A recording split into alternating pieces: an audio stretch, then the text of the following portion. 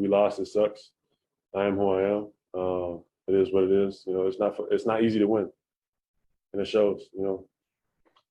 Nets got finished by Buck. It's not easy to win. Man, I'll be honest. I thought the turning point was, um, when we, I don't know how to say it, but I thought the turning point was just, we had an open shot and, we made one free throw and we missed the other, and then they came down and scored, and we didn't get a good possession on the other end, and Trey came back and he made a three, and then from there, down four, and then he's on me, I turn the ball over, and try to, make.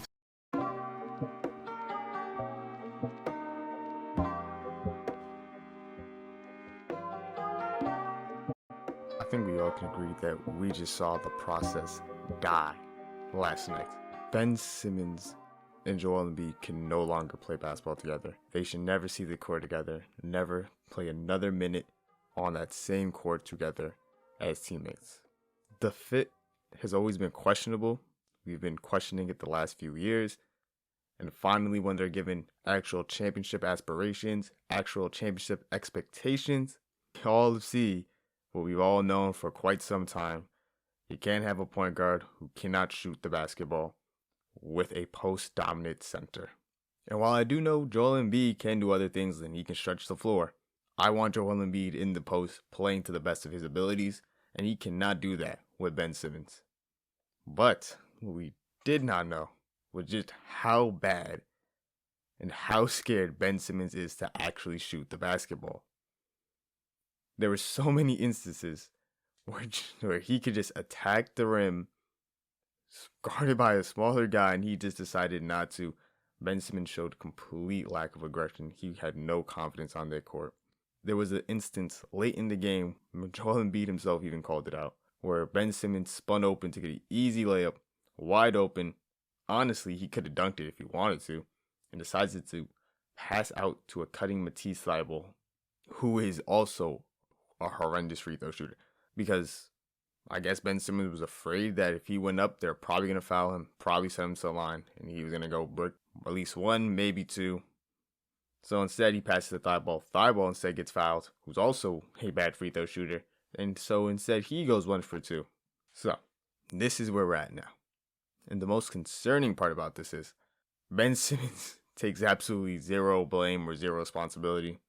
You really at this point have to question whether or not he even wants to improve or really cares. Your team just got knocked off in the playoffs. You see Joel Embiid tweet out an apology. You know Joel Embiid played to the best that he could on a torn meniscus. He was injured. He still did what he had to do, still played.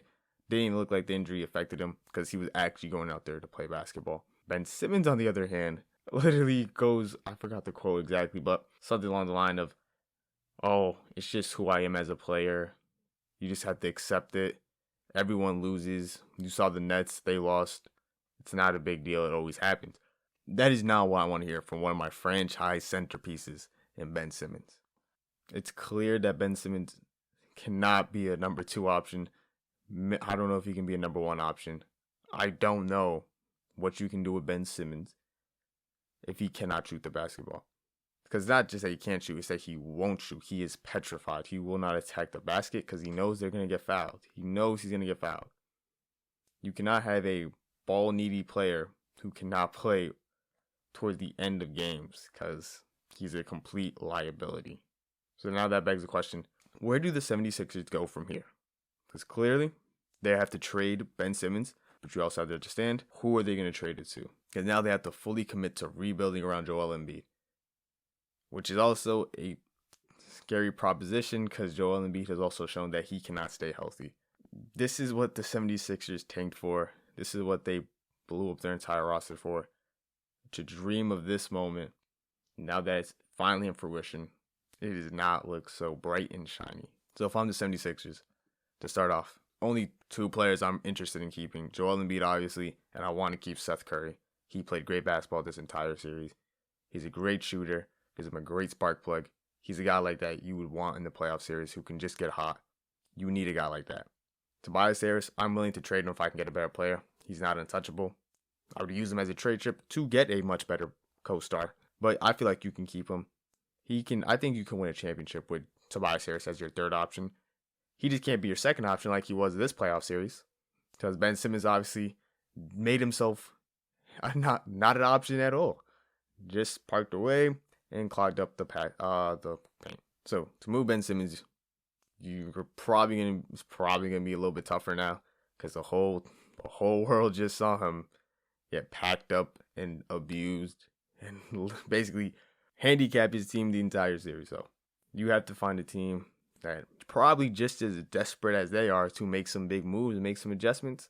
And luckily, I believe there's a team out west that is.